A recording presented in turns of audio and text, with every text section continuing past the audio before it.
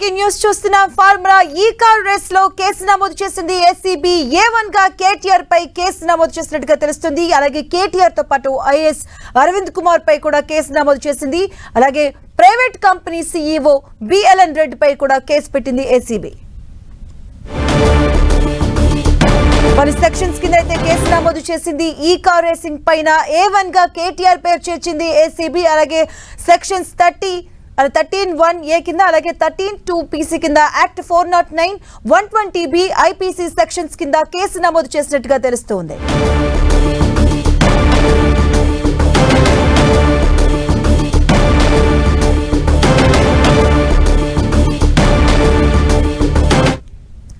Formula ఈ car race కు సంబంధించి కేసు నమోదు చేసింది ఏసీబీ. A1 గా కేటీఆర్ పేరును నమోదు చేసినట్టుగా తెలుస్తుంది. కేటీఆర్ తో పాటు ఐఏఎస్ ఆఫీసర్ అరవింద్ కుమార్ పై కూడా కేసు నమోదు చేసింది ACB. Private company CEO BL Reddy పైన కూడా కేసు నమోదు చేసినట్టుగా తెలుస్తుంది. పలు సెక్షన్స్ కింద అయితే కేసు నమోదు చేసింది ఏసీబీ. 13(1)A అలాగే 13(2)PC యాక్ట్ కింద అయితే కేసు నమోదు చేసినట్టుగా తెలుస్తుంది. ఇదే అంశానికి సంబంధించిన పూర్తి అప్డేట్స్ మా కరెస్పాండెంట్ సునీల్ అందిస్తారు. సునీల్, మొత్తం మీద రాజకీయ ప్రకంపనలు సృష్టిస్తున్నటువంటి ఈ కార్ రేస్ కేసులో ఎట్టకేలకు యాంటీ కరప్షన్ బ్యూరో అధికారులు కేసు నమోదు చేశారు. ఈ కేసులో మొత్తం A1 గా కేటీఆర్ పేరు మాజీ మంత్రి BRS ప్రస్తుత వర్కింగ్ ప్రెసిడెంట్ కేటీఆర్ని A1 గా చేర్చారు. A2 గా అప్పట్లో MUD మున్సిపల్ అడ్మినిస్ట్రేషన్ ప్రిన్సిపల్ సెక్రటరీగా పనిచేస్తున్నటువంటి అరవింద్ కుమార్ని ఈ కేసులో A2 గా పొందుపరిచారు. A3 గా మరొక వ్యక్తిని అంటే మొత్తం ప్రైవేట్ కంపెనీకి సంబంధించినటువంటి BLN రెడ్డిని మొత్తం ముగ్గురిని కూడా ఏసీబీ అధికారులు ఈ కేసులో ఈ కార్ రేస్ కేసులో FIR నమోదు చేయడం జరిగింది. ఫస్ట్ ఇన్ఫర్మేషన్ రిపోర్ట్ కింద ప్రస్తుతం అయితే ఈ ముగ్గురు పేర్లు చేర్చారు. ఇందులో ప్రధానంగా A1 గా కేటీఆర్ పేరుని చేర్చారు.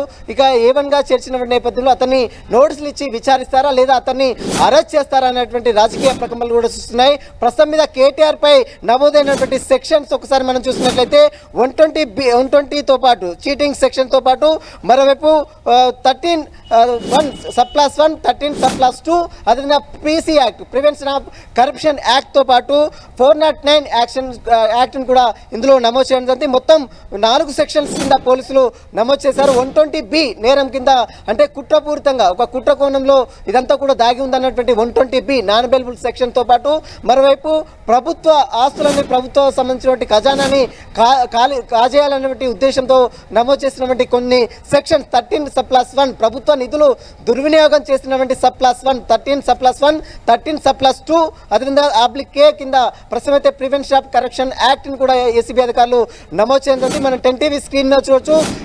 కేటీఆర్ పై నమోదు చేసినటువంటి సెక్షన్స్ ఒకసారి మనం చూసినట్లయితే 13(1) 13(2) (K) తో పాటు అంటే ఇదంతా కూడా ప్రభుత్వ నిధులను దుర్వినియోగం చేసినటువంటి సెక్షన్స్ తో పాటు చీటింగ్ సెక్షన్స్ అదేవిధంగా 409 తో పాటు 120B అంటే కుట్ర కోణం దాగి ఉందనే నేపథ్యంతో 120Bని కూడా ఇందులో యాడ్ చేశారు. మొత్తం దాదాపు 4 సెక్షన్స్ ని ఇందులో యాడ్ చేశారు. ఈ 4 సెక్షన్స్ కింద ఇప్పటికే మాజీ మంత్రి BRS వర్కింగ్ ప్రెసిడెంట్ గా ఉన్నటువంటి కేటీఆర్ పై FIR నమోదైంది. అన్ని కేసులో ప్రస్తుతం ఈ కేసులో A1 గా కేటీఆర్ చేర్చారు. A2 గా Arvind Kumar principal secretary municipal administration గా పనిచేస్తున్నటువంటి అరవింద్ కుమార్ ని ఈ కేసులో A2 గా చేర్చారు.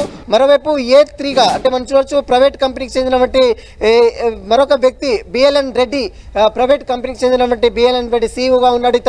ఇతనికి సంబంధించిన దాంట్లో A3 గా చేర్చారు. మొత్తం ముగ్గురిని మాత్రం ఈ కేసులో పోలీస్ ఏసీబీ అధికారులు FIR నమోదు చేసిందంటే అయితే ఈ నోటీసులు జారీ చేస్తారు లేదా ఎందుకంటే non bailable case cognizable offence ఉంది కాబట్టి ఖచ్చితంగా అతన్ని డైరెక్ట్ గా అరెస్ట్ చేస్తారా లేదా నోటీసులు ఇచ్చి జారీ చేస్తారా? ఒకవేళ నోటీసులు ఇస్తే మళ్ళీ కేటీఆర్ హైకోర్టును ఆశ్రయించి కొంత ఊరట లభించే అవకాశం ఉంది కాబట్టి ఖచ్చితంగా ఈ కేసులో ఎవరిని కూడా ఉపేక్షించలేదని ఇప్పటికే ప్రభుత్వం చాలా క్లియర్ గా ఆదేశాలు జరిగింది. దాదాపు మొత్తం 50 కోట్ల మేరకు నిధులు వీరందరూ కూడా RBI అనుమతి లేకుండా ఎలాంటి అప్రూవల్ లేకుండా నిధులు దుర్వినియోగం చేశారనేది వీరిపై వస్తున్నటువంటి ప్రధాన అభియోగం. ఈ అభియోగం మేరకే గతంలో గవర్నర్ అనుమతి కోరింది తెలంగాణ రాష్ట్ర ప్రభుత్వం రేవంత్ సర్కారు. అటు గవర్నర్ ఆమోదించిన తర్వాత ఏసీబీ అధికారులకు అటు చీఫ్ సెక్రటరీగా ఉన్నటువంటి శాంతి కుమార్ ఒక లేఖను రాసింది. దీనిపై సమగ్ర నిధుల దుర్వినియోగం సంబంధించిన దానిపై ఏసీబీ అధికారులు సమగ్ర నివేదిక సమర్పించాలి, దర్యాప్తు జరిపించాలని ఇప్పటికే చీఫ్ సెక్రటరీ శాంతి కుమారి ఏసీబీ అధికారులకు లేఖ రాసిన నేపథ్యంలో అన్ని ఆధారాలు సేకరించినటువంటి ఏసీబీ అధికారులు తాజాగా కేటీఆర్ పై కొన్ని సెక్షన్స్ ని యాడ్ చేశారు. A1 గా కేటీఆర్ పేరు చేర్చారు. చేర్చారు. A2గా అరవింద్ కుమార్ ప్రిన్సిపల్ సెక్రటరీగా, అప్పుడు గతంలో మున్సిపల్ అడ్మినిస్ట్రేషన్ ప్రిన్సిపల్ సెక్రటరీగా పనిచేస్తున్నటువంటి అరవింద్ కుమార్ చేర్చారు. A3గా మనం చూస్తున్న బిఎల్ఎన్ రెడ్డి ప్రైవేట్ కంపెనీ సీఈఓగా ఉన్నటువంటి బిఎల్ఎన్ రెడ్డిని కేసులో A3గా చేర్చారు. మొత్తం ముగ్గురిని ఈ కేసులో ప్రస్తుతం అయితే ఎఫ్ఐఆర్ నమోదు చేసింది. దీని తర్వాత అదర్స్ అని పెట్టారు. అంటే ఒకవేళ ఈ కేసులో ఇంకా ఎవరైనా ఇన్వాల్వ్మెంట్ ఉంటే మాత్రం వారిని మాత్రం అదర్స్ పేరులో జాబితాలో చేర్చే అవకాశం ఉంది. వీరిపై మాత్రము 4 సెక్షన్స్ నాన్ అవైలబుల్ సెక్షన్స్ ఉన్నాయి. ఇందులో 13/1 ప్రభుత్వ నిధులు దుర్వినియోగం చేసినటువంటి కేసు 13/1 A/A తో పాటు 13/2 అదేవిధంగా 409తో పాటు 120B అంటే 120B అయితే ఇక్కడ మనం చాలా క్లియర్గా చూడొచ్చు.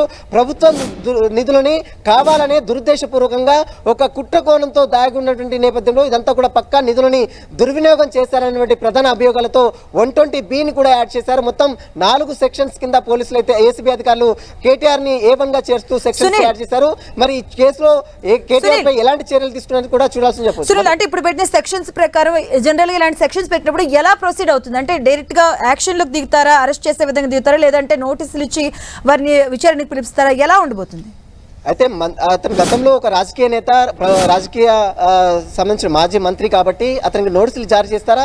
సుప్రీంకోర్టు గైడ్లైన్స్ చాలా క్లియర్గా ఉన్నాయి కాబట్టి ఒక ప్రజాప్రతినిధి కానీ ఎవరైనా అరెస్ట్ చేసేటప్పుడు ఒక నోటీసులు ఇవ్వాలని ఉంది. కానీ కొత్తగా వచ్చినటువంటి BNS యాక్ట్ ప్రకారం అది కాగ్నిబుల్ అఫెన్స్ అంటే సీరియస్ అఫెన్స్ అయితే అంటే ఇందులో 120B నాన్ అవైలబుల్ సెక్షన్స్ ఉన్నాయి కాబట్టి ఖచ్చితంగా మరి నోటీసులు జారీ చేస్తారా లేదా డైరెక్ట్గా విచారణకు పిలిచి అరెస్ట్ చేస్తారా అనేది కూడా ఏసీబీ అధికారుల విచక్షణ మీద ఆధారపడి ఉంటుంది. మొత్తం మీద ఈ కేసులో మాత్రం కొన్ని నాన్ అవైలబుల్ సెక్షన్స్ కూడా ఉన్నాయి కాబట్టి ఈ దీంట్లో మరి పోలీసులు అంటే ఏ విధంగా పోలీసులు ప్రెసిడెంట్ అవుతారు, ఏ విధంగా కేటీఆర్ని అంటే ఇప్పటికే కేటీఆర్ పేరును A1గా చేర్చారు కాబట్టి ఇందులో కేటీఆర్తో పాటు మరోవైపు మనం చూడొచ్చు మున్సిపల్ అడ్మినిస్ట్రేషన్ గతంలో పనిచేసినటువంటి అరవింద్ కుమార్ పేరు కూడా ఇందులో చేర్చారు కాబట్టి అరవింద్ కుమార్తో పాటు మరొక ప్రైవేట్ కంపెనీకి సంబంధించిన CEO బిఎల్ఎన్ రెడ్డి ఉన్నారు. ఇందులో బిఎల్ఎన్ రెడ్డితో పాటు మరోవైపు కొన్ని ముగ్గురిని కూడా ఈ కేసులో ఎఫ్ఐఆర్ చేశారు. ఈ ముగ్గురితో పాటు అదర్స్ అని పెట్టారు. అదర్స్లో మరి ఎవరైనా ఇన్వాల్వ్మెంట్ ఉంటే మాత్రం వారి పేర్లు కూడా అందులో చేర్చే అవకాశం ఉంది.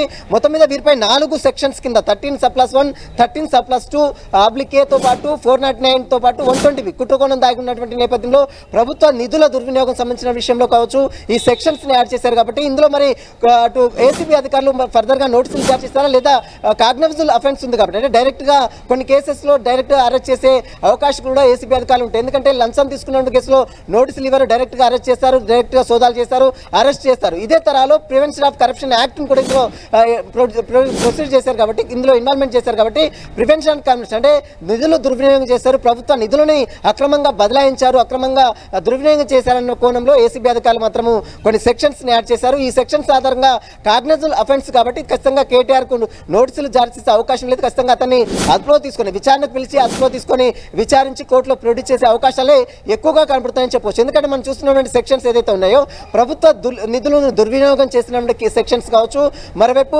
120B ఇది చాలా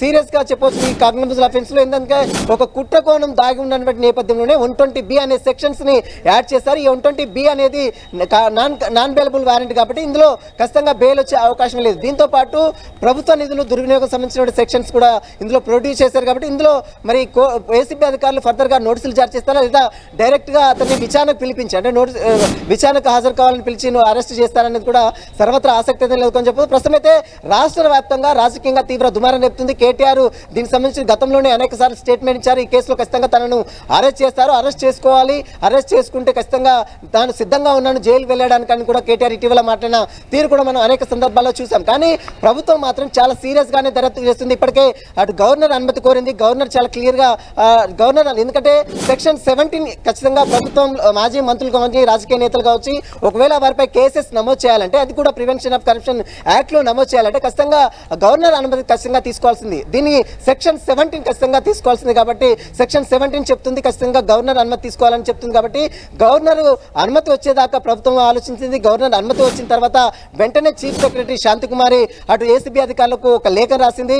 ఈ లేఖని అంటే ప్రభుత్వ నిధులు దుర్వినియోగమైంది, దీనిపై సమగ్ర విచారణ జరిపించాలని ఇప్పటికే చీఫ్ సెక్రటరీ శాంతికుమారి ఏసీబీ అధికారులకు లేఖ రాసింది కాబట్టి ఆ లేఖని పరిగణలోకి తీసుకున్నటువంటి ఏసీబీ అధికారులు తాజాగా మాజీ మంత్రిగా ఉన్నాడు, ప్రస్తుతం బీఆర్ఎస్ వర్కింగ్ ప్రెసిడెంట్గా ఉన్నటువంటి కేటీఆర్ని ఈ కేసులో A1గా చేర్చారు.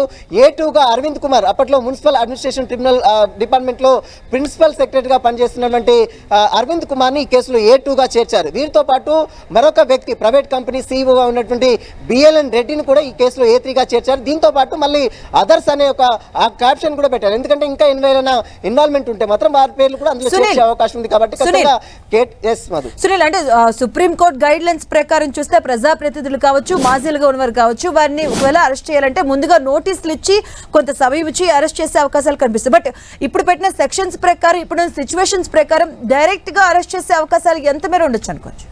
మీరు అన్నట్టు ఖచ్చితంగా ఒకవేళ ఒక వ్యక్తిని, సామాన్య ప్రజలైనా రాజకీయ ప్రముఖులైనా కానీ ఖచ్చితంగా ఒక వ్యక్తిని అరెస్ట్ చేయాలంటే ఖచ్చితంగా వారికి నోటీసులు జారీ చేయాల్సిన అవసరం ఉంటుంది. కానీ కొత్తగా వచ్చినటువంటి భారత న్యాయ సంహిత చట్టాల ప్రకారము వారికి నోటీసులు, అంటే సీరియస్ అఫెన్స్లు, ఏదంటే cognisable offence, non cognisable offence రెండు అనేది ఉంటాయి. కాబట్టి సీరియస్ అఫెన్స్లో ఖచ్చితంగా నోటీసులు ఇచ్చే అవకాశం ఖచ్చితంగా లేదు. ఎందుకంటే ఒకవేళ నోటీసులు ఇస్తే దాన్ని మళ్ళీ కోర్టుకు వెళ్తారు, వారిపై స్టే తెచ్చుకుంటారు. కానీ దీంట్లో ఖచ్చితంగా ప్రివెన్షన్ ఆఫ్ కరప్షన్ యాక్ట్ సంబంధించిన విషయంలో ఒకవేళ ఒక వ్యక్తి ప్రభుత్వ ఉద్యోగి లంచం తీసుకుంటూ రెడ్ హ్యాండెడ్ పట్టుబడితే వారికి నోటీసులు ఇచ్చి విచారించారు, డైరెక్ట్గా వెళ్తారు, సోదాలు చేస్తారు, అరెస్ట్ చేస్తారు. అదే తరాలో ఇక్కడ కేటీఆర్ పై కూడా ప్రివెన్షన్ ఆఫ్ కరప్షన్ యాక్ట్ని ఇన్వాల్వ్మెంట్ చేశారు. ఇందులో మనం చాలా క్లియర్గా చూడొచ్చు.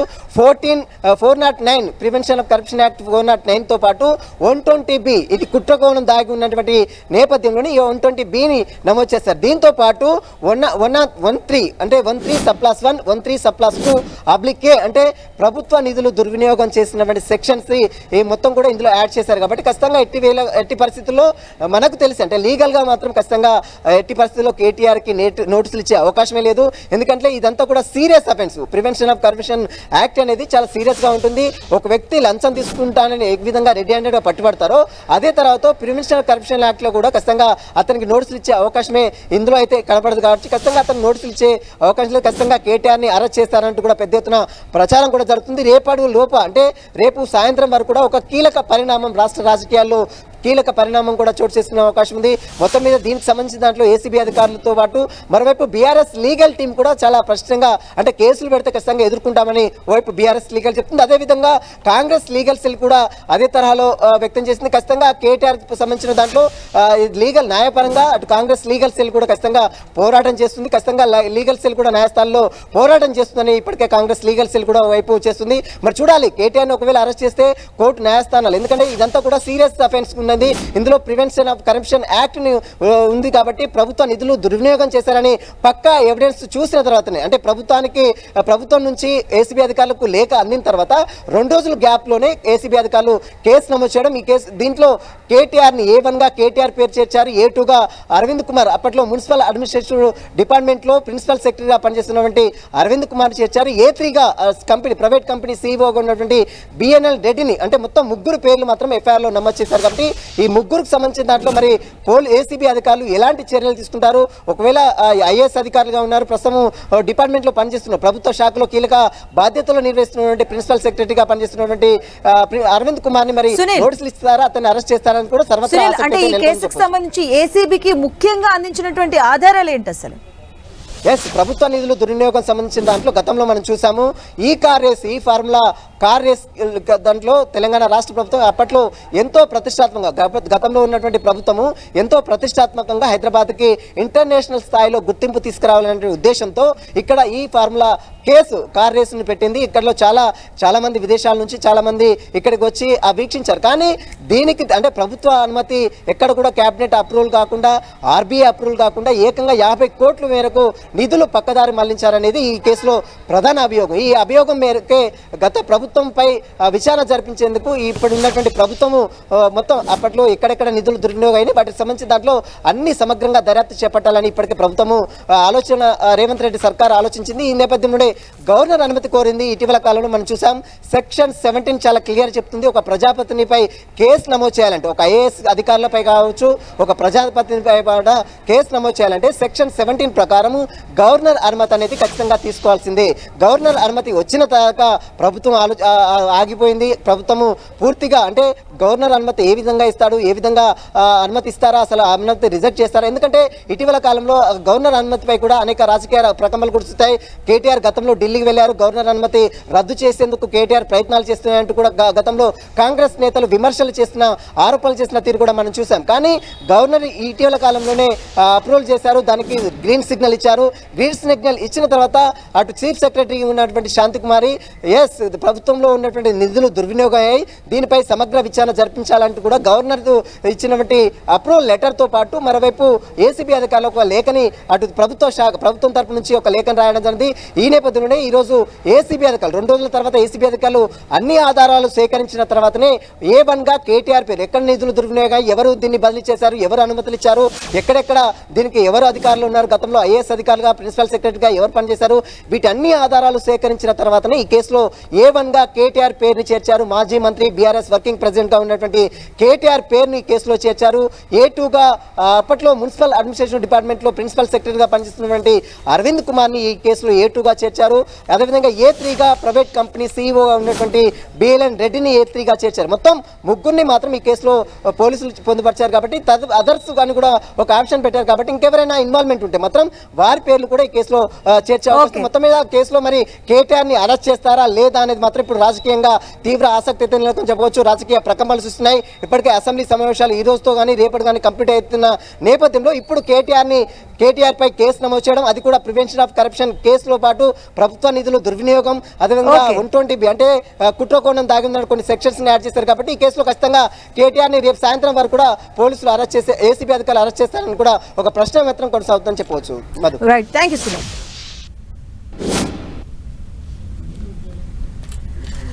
ఫార్ములా ఈ కార్ రేసుకు సంబంధించి వ్యవహారంలో కేసు నమోదు చేసింది ఏసీబీ. A1గా కేటీఆర్ పై అయితే కేసు నమోదు చేయడం జరిగింది. పలు సెక్షన్స్ కింద 4 సెక్షన్లు దీనిలో అనువర్తించకూడను కేటీఆర్ పైన ఆయన కేసు నమోదు చేయడం జరిగింది. దీనికి సంబంధించిన వివరాలు తిరుపతి వర్మ గారు హైకోర్టు న్యాయమూర్తి ఉన్నారు, వారితో మాట్లాడదాం. తిరుపతి వర్మ గారు నమస్తే. హలో తిరుపతి వర్మ గారు.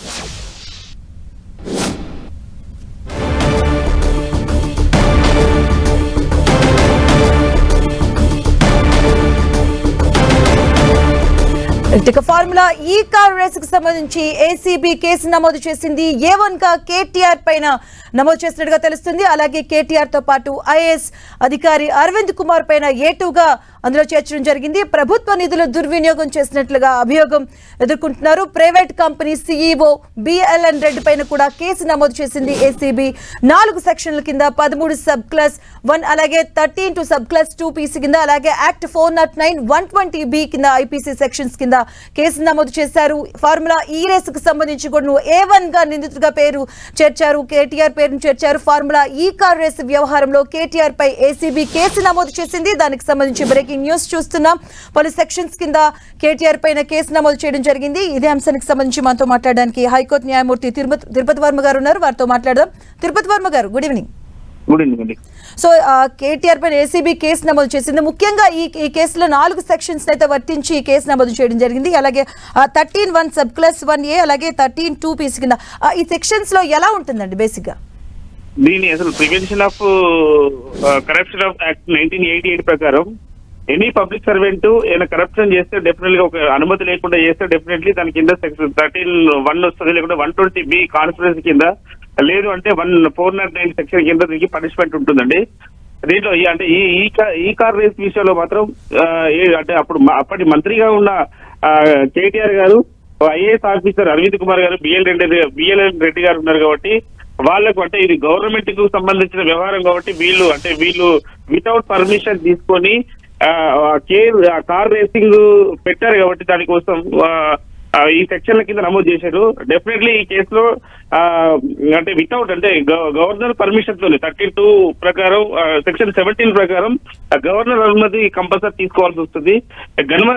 గవర్నర్ అనుమతి వచ్చింది కాబట్టి ఇప్పుడు ఈ సెక్షన్ల కింద 132 కానీ 120B కానీ కింద అంటే మెయిన్ ఏంటంటే కాన్స్పిరసీ, క్రిమినల్ కాన్స్పిరసీ ఉంది కాబట్టి ఈ కాన్స్పిరసీ కింద వేరే సెక్షన్లు యాడ్ అవుతాయి.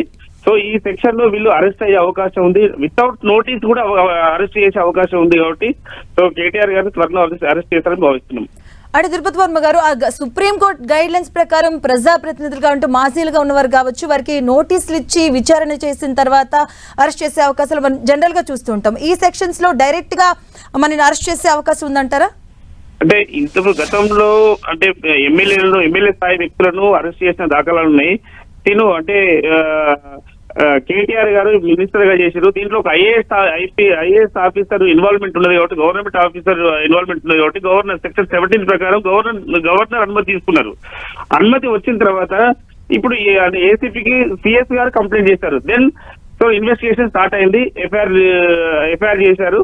సో త్వరలోనే అరెస్ట్ ఉండబోతుందని చెప్పి భావిస్తున్నాం. అలాగే ముఖ్యంగా ఈ పెట్టిన కేసుకు సంబంధించి సెక్షన్ లో 409 యాక్ట్ ఒకటి, 120B ఈ రెండు ఎలా ఉంటాయండి? బేసిక్ గా 120B అంటే క్రిమినల్ కాన్ఫరెన్స్, అంటే కుట్రపూరితంగానే ఇదంతా అంటే ఒక రాష్ట్రం యొక్క నిధులు దుర్వినియోగం చేసుకోవడానికి ఒక కుట్ర, అంటే కాన్స్పిరసీ మెయిన్. ఈ కాన్స్పిరసీ తోనే వేరే సెక్షన్లు అటాచ్మెంట్ ఉంటాయి. అంటే 13 కరప్షన్ కానీ, లేదంటే 499 అంటే దానికి సంబంధించిన డాక్యుమెంట్స్ కానీ, అవన్నీ ఇన్వాల్వ్మెంట్ అంటే వాళ్ళు తెలియకుండా హైడ్ చేసి అంటే ఎవరికి రెస్పాన్సిబిలిటీ లేకుండా చేయడం వల్ల దాని 120B వస్తుంది.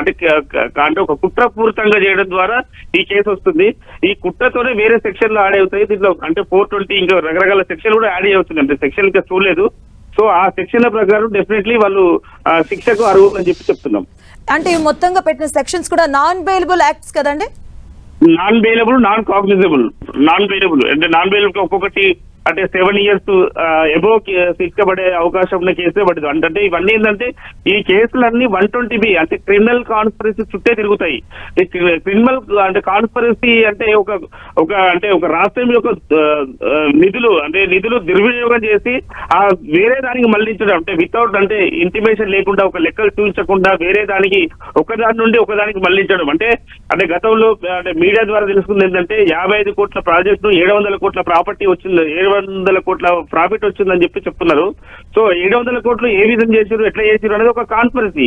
సో ఆ కాన్స్పిరసీ ద్వారా ఈ సెక్షన్లు యాడ్ అవుతాయని చెప్పి మేము భావిస్తున్నాం. అంటే ఇప్పుడు పెట్టిన ఈ 4 సెక్షన్స్ ద్వారా అది ఎవరైనా సరే అరెస్ట్ అయ్యే ఛాన్సెస్ ఖచ్చితంగా ఉంటాయంటారు? అంటే తప్పకుండా అరెస్ట్ చేసే అవకాశం చాలా వరకు ఎక్కువ ఉన్నాయి. డెఫినెట్లీ అరెస్ట్ చేస్తారు. వితౌట్ నోటీస్ కూడా అరెస్ట్ చేసే అవకాశం ఉంది. సో ఇప్పుడు ఆరోపణలు ఎదుర్కొంటున్న వారు ఎలా ముందుకెళ్లే అవకాశం ఉంటుందండి? డెఫినెట్లీ కోర్టును రిమాండ్ చేస్తారు. డెఫినెట్లీ అరెస్ట్ చేస్తారు. ఏసీపీ అధికారులు అరెస్ట్ చేస్తారు, రిమాండ్ చేసే అవకాశం ఉంటుంది. కోర్టు నుండి బెయిల్ చేసుకోవడం దీనికి వేరే ఆల్టర్నేటివ్ ఏం ఆలోచన ఉండదు. డెఫినెట్లీ అరెస్ట్ అవుతుంది. అరెస్ట్ అయ్యి లోపలికి పంపించే అవకాశం ఉంటుంది. ఓకే అండి, థ్యాంక్ యూ అండి తిరుపతి వర్మ.